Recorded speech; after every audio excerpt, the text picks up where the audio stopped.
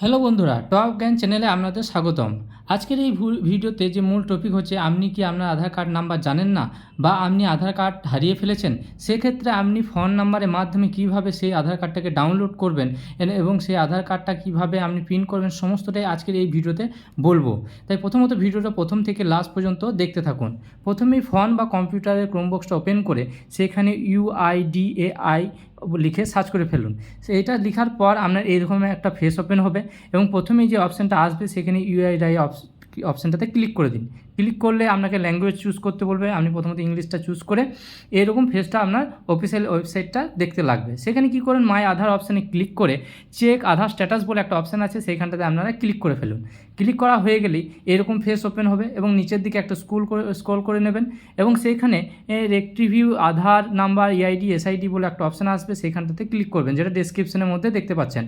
এরপর এরকম ধরনের একটা ফেস হবে, সেইখানে আপনার নাম, date of birth, mobile number, capture fill করতে হবে। প্রথমত হচ্ছে আধার কার্ডে আপনার যে নামটা আছে সেই নামটা আপনি দেখে লিখে ফেলবেন, টাইপ করে ফেলবেন যে নামটা আছে। এরপর আপনার যে ডেট অফ বার্থ আছে সেই ডেট অফ বার্থটা সিলেক্ট করে নেবেন ক্যালেন্ডার থেকে। সিলেক্ট করার পর নিচে যে দেওয়া আছে ফোন নাম্বার, সেই ফোন নাম্বারটা আপনার আধার কার্ডের সাথে যেটা লিঙ্ক আছে সেই ফোন নম্বরটা দিয়ে দেবেন। এখানে ফোন নম্বর ইনপুট করার পর ইন্টার ইমেল অ্যাড্রেস চাইবে, সেখানে আপনি না দিতেও পারেন। তারপর নিচে যে ক্যাপচার যে অপশানটা আছে সেখানে দেখে দেখে হুবহু ক্যাপচারটাকে ফিল করে ফেলবেন। এই সমস্তটা ফিল করা হয়ে গেলে সেন্ড OTP বলে একটা অপশান আছে, সেইখানটাতে আপনাকে ক্লিক করতে হবে। সেন্ড OTPতে ক্লিক করলে আপনার যে নাম্বারটা দিলেন সেই নাম্বারে একটা OTP যাবে।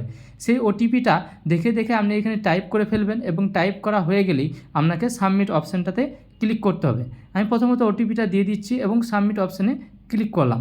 ক্লিক করলেই এখানে দেখতে পাচ্ছেন যে আপনার আধার যে নাম্বারটা আছে সেটা আপনার রেজিস্টার যে মোবাইল নাম্বার দিয়েছেন সেখানে আপনার কাছে মেসেজের মাধ্যমে চলে যাবে। এক্ষেত্রে কী হলো, আপনি আধার নাম্বারটা পেয়ে গেলেন যে আমার আধার নাম্বারটা কত আছে। সেই আধার নাম্বারটা যখন পেয়ে গেলেন তখন আপনাকে কী করতে হবে, এরপর যে ড্যাশবোর্ড অপশানটা আছে সেই ড্যাশবোর্ড অপশানে ক্লিক করবেন। ক্লিক করলে আপনার প্রথমে যে সাইটটা ছিল সেই সাইটটা খুলে যাবে এবং নিচের দিকে স্ক্রল করলে ডাউনলোড আধার বলে অপশান আছে, সেই আধারে ক্লিক করলে আধার নাম্বার এবং ক্যাপচার দিলে আপনার আধার কার্ডটা ডাউনলোড হয়ে যাবে। যদি কোনো রকম অসুবিধা হয় অবশ্যই কমেন্ট বক্সে জানান আমাদের এই ভিডিওটা ভালো লাগলে অবশ্যই একটা লাইক করে দেবেন এবং চ্যানেলটা সাবস্ক্রাইব করে আমাদের সাথে যুক্ত থাকবেন। ধন্যবাদ ভিডিওটা লাস্ট পর্যন্ত দেখার জন্য।